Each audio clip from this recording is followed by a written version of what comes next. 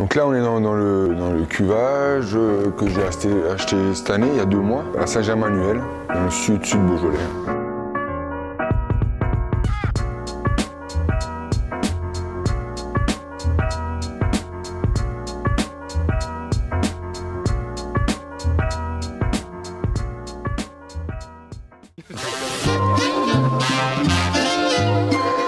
Moi, je fais une humidification très simple. Je fais des grappes entières, je laisse macérer pendant 2 semaines à peu près. Et donc je l'ai macéré là-dedans, puis je l'ai pressé, je l'ai remis dans cette cuve. Il était en élevage. J'avais déjà soutiré avant, une fois, pour enlever les grosses lies. Là, je l'ai ressoutiré en vue de le mettre en bouteille et d'enlever encore les lies au fond, pour le mettre en bouteille là mardi dans moins d'1 semaine. En fait, le bourgeon nouveau, t'as pas d'élevage. T'as pas d'élevage long. Donc je te dis, du 5 septembre jusqu'à là, on est le 25. Pas eu pas de gros élevage. Après, les autres vins, j'en ai 2 dans les foudres en bas. Et ça va durer encore avril, mai, juin, enfin on verra. Puis on va le laisser au maximum, en élevage. Donc là, c'est pour ça que je l'ai récolté très tôt, pour justement pas être trop en alcool, pour que les sucres se finissent bien. Vu que je suis en nature, même pas aucun intrant, pas de soufre, enfin rien dedans. Donc on essaie quand même de finir les sucres, quoi, pour pas que ça pétille trop en bouteille, quoi. Moi j'aime bien quand il y a un léger dégazement. Quand ça gaze légèrement, ça donne une petite fraîcheur au vin. Mais faut pas que la bouteille elle germe non plus, quoi. Donc voilà. Pourquoi j'unifie en grappe entière et pourquoi j'aime ça, en fait, c'est là où tu as le plus de fruits, où moi je trouve tu sens vraiment le terroir, où c'est ce que je te parlais avant dans la vigne, c'est la différence entre chaque terroir, tu le ressens. Pour moi, hein, c'est vraiment plus marqué. C'est les vins que j'aime, en fait. Sur le fruit, facile à boire, quelque chose de loulou, voilà, on est entre amis.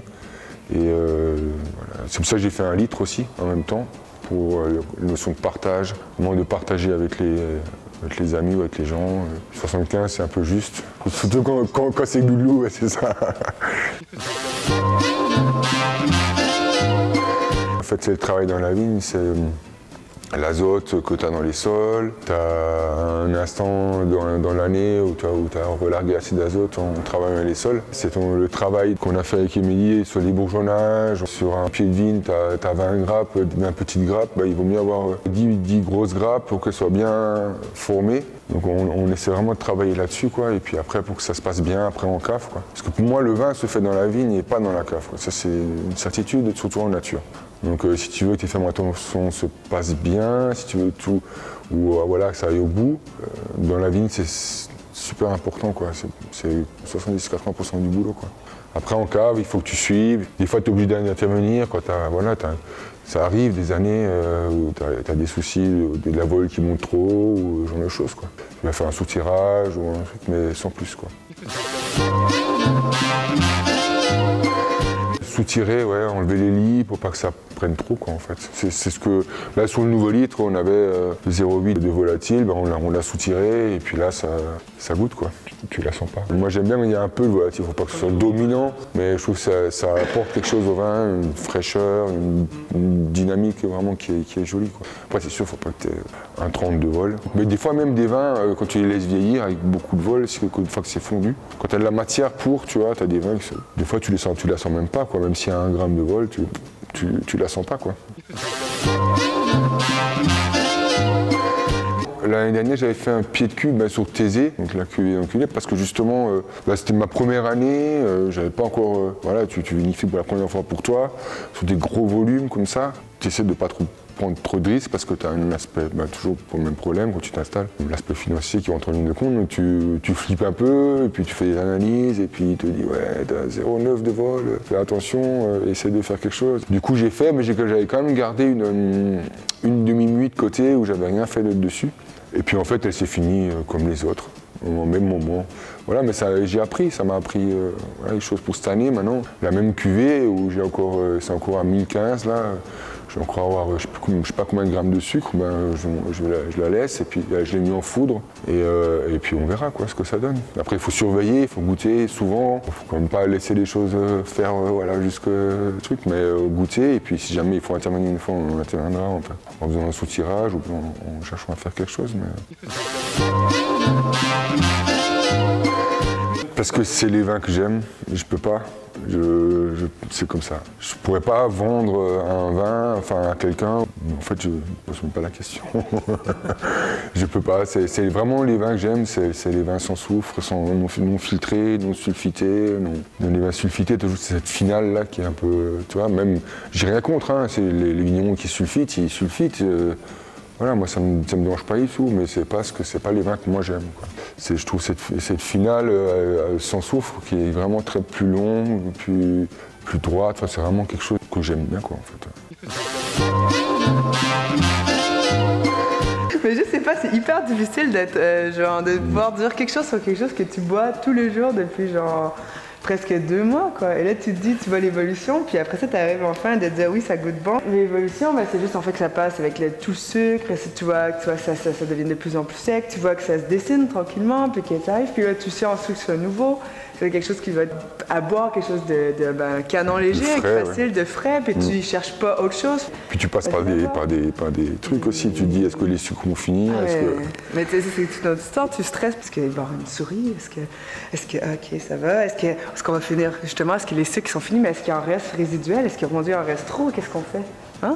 Qu'est-ce que toi tu veux faire? Ouais, c'est ça. Donc là, est-ce qu'on fait autre chose? En fait, c'est comme tu vois plus du tout pareil. C'est vraiment la dégustation qui te donne une idée vraiment de comment le vin il évolue quoi. Puis après tu prends aussi tes densités assez régulièrement pour voir si ça bouge bien quoi, tu vois. Tu vas te faire des analyses, ça te panique, fait que tu regoutes 2 fois plus.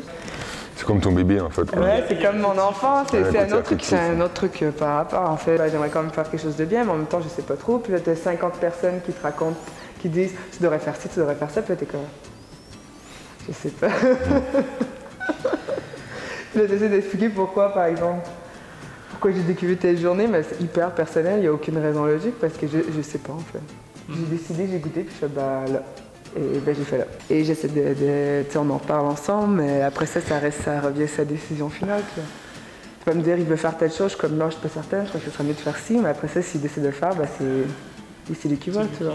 Ce qu'on fait, on a fait, bah là, c'était pas top, mais on a fait des bouteilles, genre les 2 dernières semaines, plein de bouteilles, puis on a regoûté, on les a mis sur la table ouverte, on les a mis sur la table fermée, on a essayé de goûter, puis voir un peu, puis... C'est différent. À moitié pleine, voilà quoi. C'est comme ça que tu vois si ça tient la route au niveau de l'oxydation et tout ça aussi. Quoi. Mais tu vois que c'est la même trame, hein, on s'entend. En bouteille, ça dépose plus facilement. Et du coup, tu vois vraiment ce que le vin peut donner en fait, quoi, au final. C'est pour ça qu'on a décidé, là, il y a un peu de gaz, un peu beaucoup, donc on l'a dégazé en le soutirant en même temps. On l'a passé, mais on part le dessus, tu vois, pour un peu casser pour un peu enlever le gaz, quoi, en fait. Bien fait. C'est toujours un peu compliqué avec le nouveau, c'est que le vin n'a pas vraiment le temps de se mettre en place, tu vois, le jour. Tu vois ce que je veux dire? Tu as toujours voilà, et l'année dernière, j'avais fait le nouveau, et ça goûtait bien au début, hein, c'était gourmand, c'était joli, c'était vraiment truc, mais après, là, il y a une phase un peu, quand tu le gardais en bouteille, il y avait une phase un peu en bas, et puis après, là, maintenant, quand tu le regoutes, c'est du vin, quoi, vraiment du vin, tu vois. Il a évolué en bouteille, en fait, quoi. C'est dingue. Mais c'est ce qui est intéressant avec les vins nature aussi, c'est que tu as une évolution, quoi. Du vin, quoi, voilà, ouais. En bouteille. J'aime bien cet élevage en bouteille aussi, quoi, je trouve. Ça évolue bien, quoi. Non, je trouve. Non. Ça a une mauvaise réputation, ouais. Mais vu qu'on est dans la nature, enfin voilà, on est dans une autre. On est autre part, quoi. Donc les gens, non, au contraire, ils goûtent hein, en général, et puis si ça goûte bien, non, il n'y a pas de souci, quoi. Et puis là, ce que j'ai goûté chez les collègues, là, ça goûte super bien. Donc, moi, je l'avais fait au début parce que toujours la même chose. Quand je me suis installé, j'ai vendu du raisin, mais moi, à un moment donné, il faut j'ai rentré un peu d'argent, et puis voilà. Mais moi, je trouve que c'est bon, quoi. Surtout en nature. Ouais, voilà, pas levuré, pas thermo, truc là. Enfin, je sais pas tout ce qu'ils font. C'est ce qui a un peu foutu le sud Beaujolais un peu dans la merde à un moment donné, parce que le goût de banane, tout ça, là, ouais, ils sont un peu tirés une balle dans le pied, quoi. Mais en nature, c'est vraiment un marché de niche, quoi. Donc, si c'est bon, ça va vite, quoi. Non, parce qu'on fait des vins différents et on n'est pas dans le standard. De toute façon, c'est les autres vignerons qui te donnent l'agrément pour dans le truc. Et je veux dire, ça n'a pas de sens pour nous, quoi. Enfin, je trouve. J'ai pas envie de me battre, quoi. Puis ça n'empêche pas que de faire du pinard, même si c'est en France, quoi. Ah, moi, je veux faire le vin qui me plaît, ouais. C'est vraiment ce qui me plaît, quoi. J'ai pas envie de faire le. Je fais d'abord le vin pour moi et après, tu le partages aux autres, quoi. Mais c'est vraiment faire le vin qui te plaît, toi. C'est ça que je vinifie en grappe entière, parce que là où je bossais avant, ou ce que j'ai goûté, les vins que je préférais, bah, c'était comme ça, quoi, en grappe entière, vinifié simplement en fait, quoi. Après peut-être qu'un jour je vais essayer aussi de faire des macérations et grapper, ou voilà, peut-être m'éclater une fois aussi à faire d'autres choses.